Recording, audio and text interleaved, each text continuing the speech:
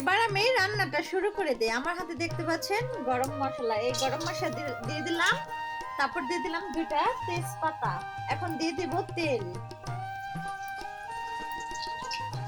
এই দিয়ে দিলাম তেল। এটা এখন ভালোভাবে ভাজা ভাজা করব।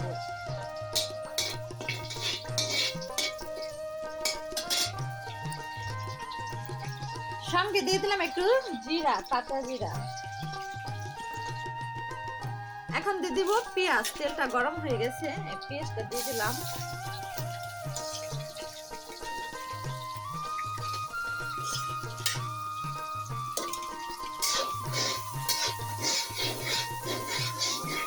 পেঁয়াজটা ভালো হলে ভাজা ভাজা করব। এখন দিয়ে দিব এই আদা বাটা,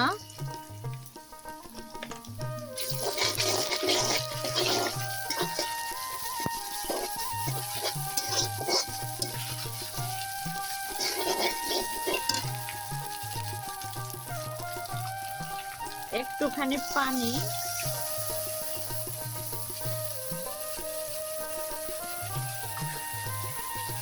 তারপর দিয়ে দিলাম লবণ, এ হচ্ছে মরিচের গুঁড়া, এটা হলাম হলুদ।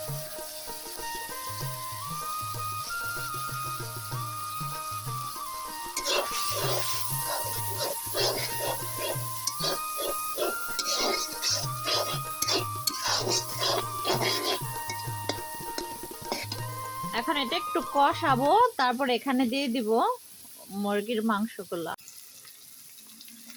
এখন মুরগির মাংসগুলা দিয়ে দিলাম। আমি একটু ঝাল ঝাল দিছি, ঝাল একটু বেশি দিছি, কারণ এই ব্রয়লার মুরগিতে ঝাল বেশি না হলে ভালো লাগে না।